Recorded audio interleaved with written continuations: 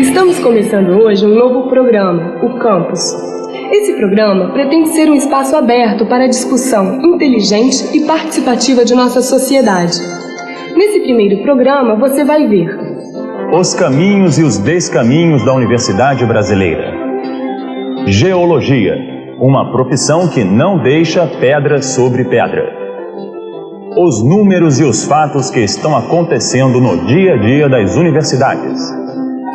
A Sociedade Brasileira para o Progresso da Ciência, a SBPC, e os resultados de seu trabalho junto à sociedade. Pesquisa, humor, debate, cultura e informação. Está entrando no ar um programa aberto sobre a Universidade Brasileira. Bem-vindo ao campus.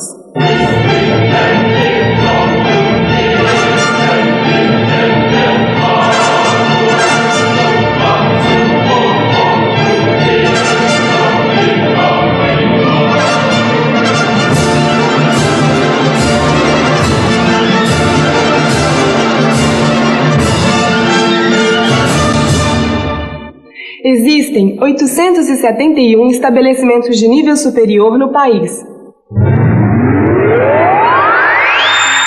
Tinha 14 anos de idade quando meu pai me chamou. Perguntou-me se eu queria estudar filosofia, medicina ou engenharia. Tinha eu que ser doutor. Eles estão divididos da seguinte maneira: 54 federais, 87 estaduais, 92 municipais. Mas a grande maioria, 638, faz parte da rede de instituições particulares de ensino. Essas faculdades estão distribuídas regionalmente da seguinte forma: menos de 2% na região norte, quase 12% no nordeste, menos de 5% na região centro-oeste, cerca de 17% no sul. E a grande maioria, quase 65%, está localizada na região sudeste. Outro dado relevante: somente cerca de 1,5 milhão de estudantes conseguem chegar à universidade. Apenas 1% dos brasileiros tem o privilégio de alcançar o 3º grau. E o mais preocupante é que dessa minoria é menor ainda o número dos que conseguem completar o curso escolhido. Esses dados são importantes para quem quer conhecer a Universidade Brasileira. Quem somos? Quantos somos? Como estamos e onde estudamos? Queremos saber o porquê dessa situação. Vamos discutir essa realidade, esse quadro, esses números. Todas as semanas, sempre às 10h30 das manhãs de domingo, esse programa vai estar aqui para buscar estas respostas, para traçar um painel, para levar até a sociedade o que está sendo feito na universidade. Tirar a academia dos seus limites acadêmicos e levá-la até você num processo de troca. Queremos contar com a sua participação, mesmo que você não seja universitário. E por que não?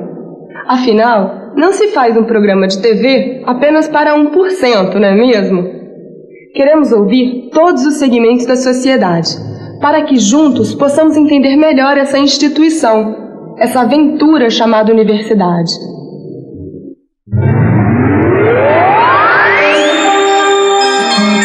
A cada semana, o programa Campus vai escolher uma profissão e preparar uma pequena matéria sobre ela, mostrando seus principais aspectos, quais as opções de escola, a relação candidato-vaga e a realidade de seu mercado de trabalho.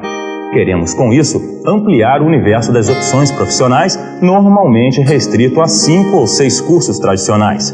Nossa matéria hoje é sobre o curso de Geologia. Parece um grupo de turistas apreciando as belezas, curtindo a natureza. Mas esse pessoal está aqui para trabalhar.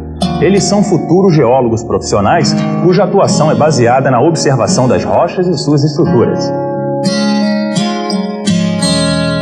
Uma das atividades mais importantes do geólogo é a procura de substâncias minerais que sejam fundamentais para a sobrevivência do homem. Petróleo, carvão, alumínio, gás natural. Tudo isso precisa do trabalho do geólogo em sua prospecção e no seu manejo. Você sabe o que é geologia? Não. Sabe o que um geólogo faz? Também não. Você negócio de geografia, né? Estudar a geografia, né? Não? Geologia. Estudo da geografia, é parecido? Não tem a mínima ideia do que seja geologia? Não. Nunca ouviu falar? Já ouvi falar, mas não tô me lembrando. Você sabe o que é geologia? Sei não. Eu queria uma área ligada à natureza e a pesquisas. E a biologia restringia muito aos animais. E eu queria uma área ligasse também à engenharia, à física, à química. E a geologia engloba um pouquinho de tudo. O curso de Geologia é um curso eminentemente prático. Pelo menos a metade de suas aulas se realiza em laboratórios ou no próprio campo. A gente costuma na escola de Geologia aprender que Geologia entra de duas maneiras no geólogo, né? Pela cabeça, através do estudo, e pelos pés. Tem que andar, tem que subir morro, né? Tem que quebrar afloramento, tem que ver, né? Então ele viaja. Agora, no momento que ele coletou todas aquelas informações, todas aquelas rochas para serem analisadas, né? Ele tem uma fase, evidentemente, de escritório, né? Aonde ele vai estudar o que ele verificou no campo, né? Ele depende também de análise dessas rochas, né?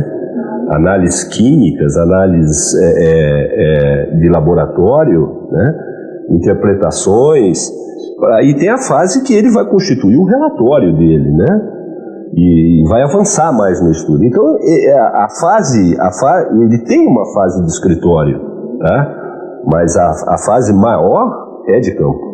Estatais como a Petrobras e a Vale do Rio Doce e diversas empresas privadas, entre as quais as grandes mineradoras, constituem o principal mercado de trabalho para os geólogos formados na universidade. Existe um campo bastante grande que é na geologia de petróleo. Petrobras é, sem dúvida, o maior empregador de geólogos do país. Ela possui hoje cerca de 1.000 geólogos, né, uma população estimada de 10 mil geólogos, quer dizer, 10% dessa população trabalha na Petrobras. Né. A CPRM, eu diria que é o segundo maior empregador individual de geólogos. Nós temos hoje cerca de 350 e estamos com um concurso público aí na praça, preocupados em renovar o nosso quadro. Nosso quadro já está ficando uma idade média um pouco avançada. O trabalho de geologia é um trabalho de campo, que exige bastante fisicamente, né, do profissional, de maneiras que nós estamos com essa preocupação de renovar o quadro. Existem outros campos, quer dizer, empresas privadas no setor de mineração, empresas de engenharia, que aí é o geólogo especializado, vamos dizer, no que nós chamamos de geotécnica, que é a geologia aplicada à engenharia civil, e um campo novo que vem se abrindo, que é na área de meio ambiente. Quer dizer, o geólogo ele tem uma formação bastante diversificada no seu curso, né, e muito ligada ao meio físico, né, de maneira que esse campo do meio ambiente está se abrindo como uma nova perspectiva de trabalho para o geólogo. E eu citaria ainda, que eu reputo importante, são os recursos hídricos. Tá? A parte de água, especialmente no Nordeste do país, todo mundo sabe que eu diria que é o bem mineral mais importante do Nordeste, é a água subterrânea. E aí o geólogo tem um papel importante também na sua descoberta e exploração. E agora uma curiosidade. Steven Spielberg, para realizar o seu mega sucesso O Parque dos Dinossauros, contou com o auxílio de uma equipe de paleontólogos, um dos ramos da geologia e que estuda os fósseis pré-históricos. Como você pode ver, a geologia deu base científica para o surgimento de novos, talentosos e bonitões astros do cinema, como esse aí.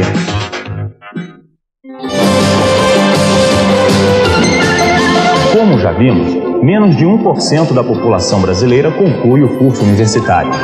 E mesmo assim, o mercado de trabalho não tem condições de absorver nem mesmo esse pequeno número de formandos. Com a palavra, o universitário.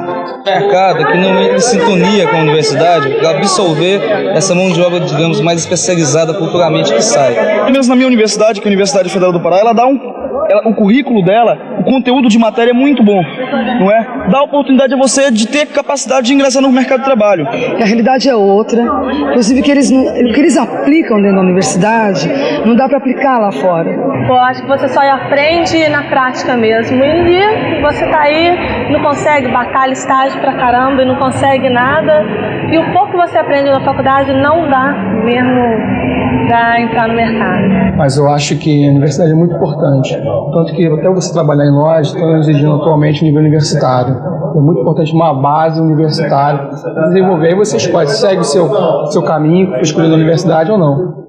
A seguir. Todo dia o sol levanta e a gente canta o sol de todo dia. A universidade brasileira está cada vez mais envolvida no estudo e na análise.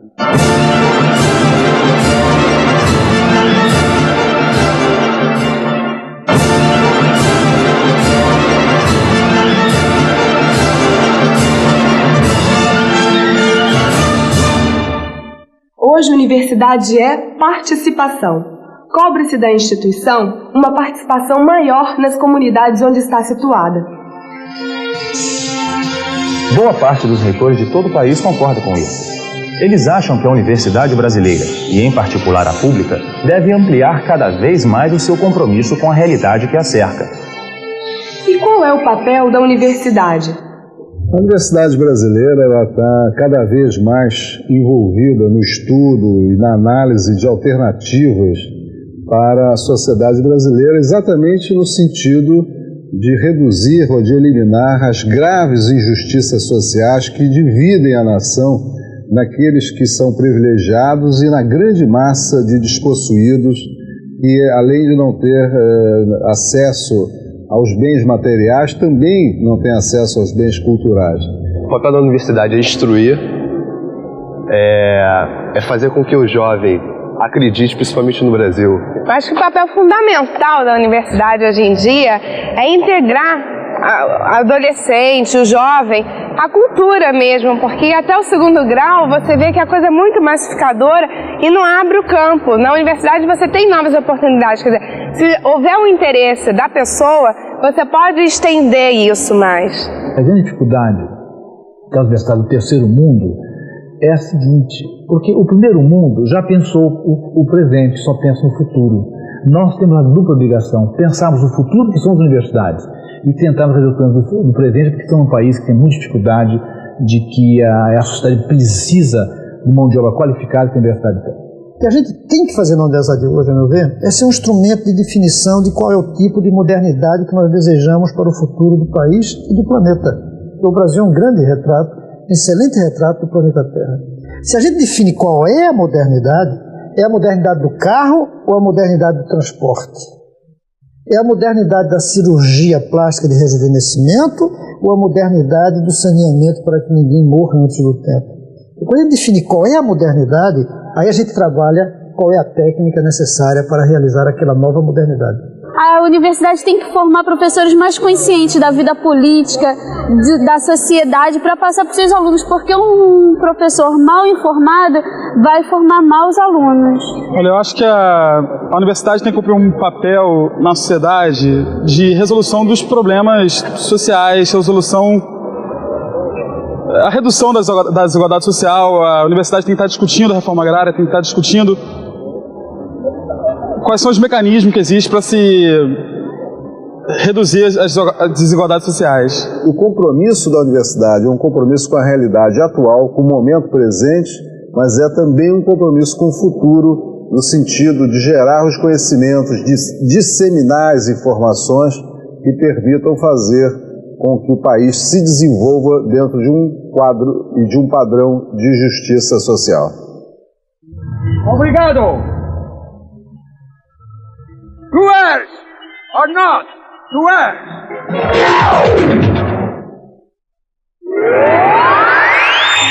Já existe a consciência de que as escolas de nível superior têm vários papéis a cumprir, tanto no âmbito acadêmico quanto no campo social. Inúmeros são os exemplos de teses, pesquisas, estudos e experimentos realizados na universidade que, colocados em prática, mostram a validade de sua formulação. A regionalização dos atendimentos de saúde feita pela Unicamp, o projeto Escritório Modelo da Faculdade de Direito da UERJ. Enfim, um número bastante expressivo que demonstra que a teoria na prática funciona direitinho. A cada semana estaremos apresentando um exemplo vivo dessa afirmação. Hoje vamos destacar um programa de alfabetização de canavieiros, desenvolvido pela Universidade de São Carlos, no interior de São Paulo. Todo dia o sol levanta e a gente canta o sol de todo dia. Essa experiência partiu da utilização de palavras e conceitos da realidade do dia a dia dos cortadores de cana da região. A experiência é um expressivo sucesso. Os participantes, trabalhadores rurais entre 37 e 66 anos, estudam a partir de valores do seu próprio universo, com os quais já estão bastante familiarizados. E a gente dança venerando a luz. O método, a exemplo do sistema adotado na década de 60 pelo educador Paulo Freire, consiste em trabalhar com palavras e expressões utilizadas no cotidiano dos canavieiros. A cada lição vão sendo formadas novas palavras, sempre tendo como base uma das palavras originais. Vai se ampliando assim o conhecimento de cada aluno e diminuindo-se o número de analfabetos naquela região. Hoje, muitos dos canavieiros que, envergonhados, sujavam os dedos nas almofadas de carimbo, leem e escrevem corretamente. E orgulhosos fazem questão de assinar o nome quando vão receber seus salários nas agências bancárias da cidade. Nós estamos aqui hoje para falar sobre a Sociedade Brasileira para o Progresso da Ciência.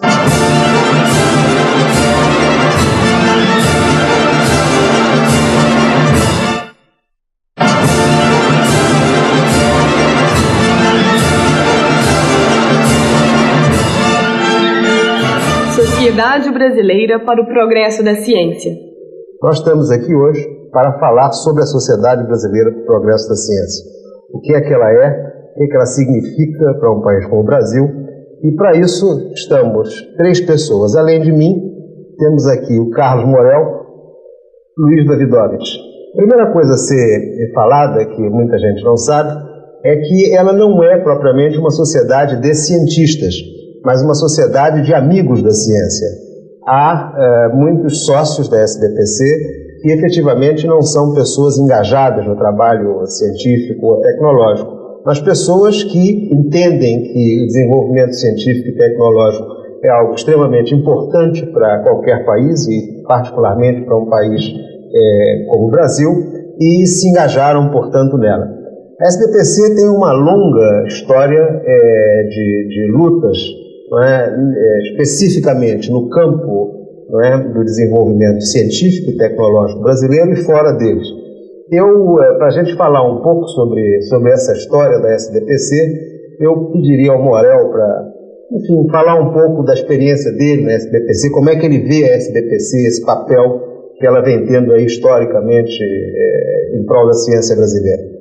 Você tocou num ponto muito importante, que é o fato de ela ser uma sociedade quase de amigos da ciência e do progresso da ciência. E isso foi sempre uma das coisas, um dos fatores principais pela ressonância que as ações da SBPC sempre tiveram.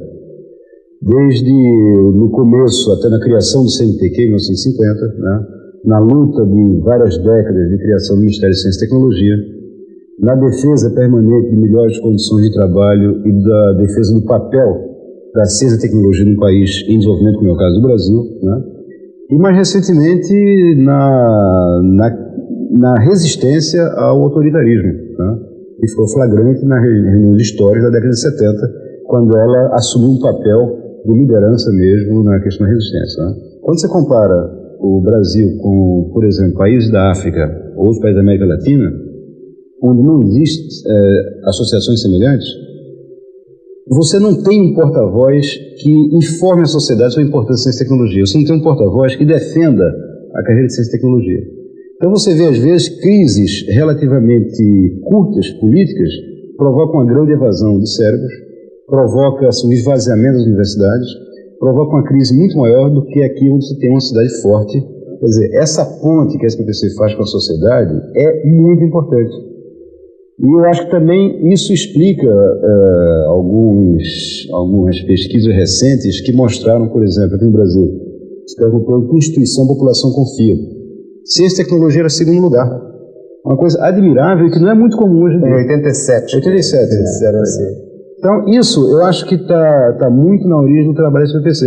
Sobre esse papel da SBPC, eu só queria fazer um contraponto a mais, é que se ela foi importante no passado, ela tende a ser mais importante no futuro. Por quê? Porque talvez uma das características mais marcantes da época que vivemos é o papel cada vez mais predominante da ciência e tecnologia no progresso técnico em geral, que é o motor do desenvolvimento dos países, das nações e das sociedades. De modo que, se isto é verdade, uma sociedade com as características da SBPC, que vimos falando agora, ela tende a ter um papel social, não é, cada vez maior. Mas vamos falar um pouco da reunião anual, né? Nós tivemos agora, no começo da segunda semana de julho passado, a 45ª reunião anual da SBPC. Nós 3 estivemos lá. E aí, então, eu perguntaria a Luiz o que ele achou. O que ele achou? Qual é a visão que você teve dessa reunião anual de Recife? Uma reunião movimentadíssima, uma movimentação, aliás, diferente da movimentação que víamos nos anos 70, né? Que tinha um forte cunho político de defesa da cidadania, de defesa, de luta pela democracia, né? Uma manifestação de pessoas sedentas de saber, né? Querendo aprender, né? E isso foi muito emocionante. Então foi emocionante ir, por exemplo, na exposição Ciência Jovem, né? Um prédio realmente invadido por jovens, tá certo? De segundo grau, né? Primeiro grau, quer dizer, tinha crianças pequenas, né? Mexendo com as experiências, perguntando, né?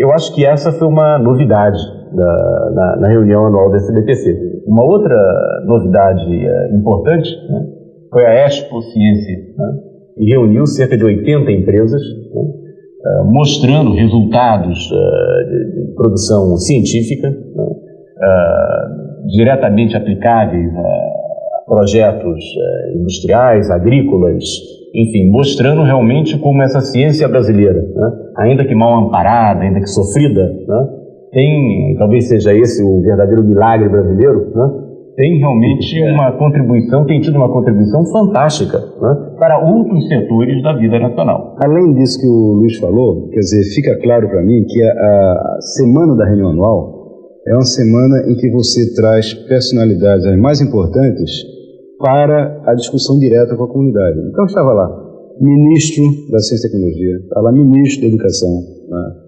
Eu organizei uma mesa redonda lá e convoquei, foram lá na hora o secretário de Saúde do Estado, o secretário de Saúde do município, né? Vários parlamentares passaram por lá.